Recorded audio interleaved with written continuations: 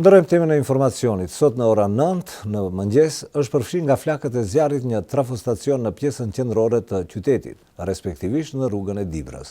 Për pasojë, një pjesë e qytetit ka ngelur pa furnizim me rrymë elektrike për 3 orë me radhë.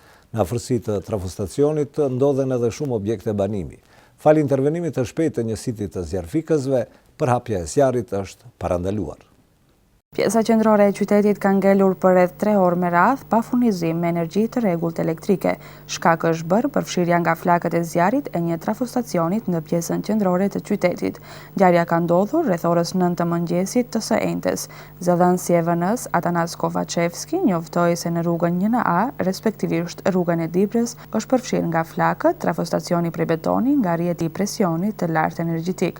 Kovacevski njoftoi se për shkak të riparimit të trafos, pa rrymë ngeli një pjesë e madhe e qytetit. Ekipet kujdestare të VN-s e sanuan defektin, kurse dëmi i shkaktuar material ende llogaritet. Në afërsi të trafostacionit ndodhen edhe shumë objekte banimi. Fal intervenimit të shpejtë të njësive të zjarfikësve është parandaluar përhapja e zjarrit. Izeti Zeti, përgjegjës në njësinë territoriale kundër zjarreve në Gostivar, njoftoi se për rastin në fjalë ishin njoftuar rreth orës 9:30, pas çka 2 auto zjarfikës dhe 6 zjarfikës kanë intervenuar në terren. Mendohet që shkak i shpërthimit të zjarrit të ketë qenë vendosja një divani të vjetër të nxjerrja shpërdorimit i cili ka qenë i vendosur në pjesën e trafos për depërtimin e ajrit.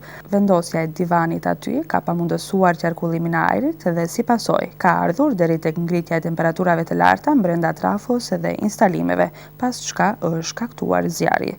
Dëshmitarët okular njoftuan se ishte dëgjuar një shpërthim i fuqishëm brenda trafostacionit, ndërkohë që ka kundërmuar një aromë e rëndë që supozohet të ketë ardhur nga djegja e vajit që shërben për ftohjen e instalimeve.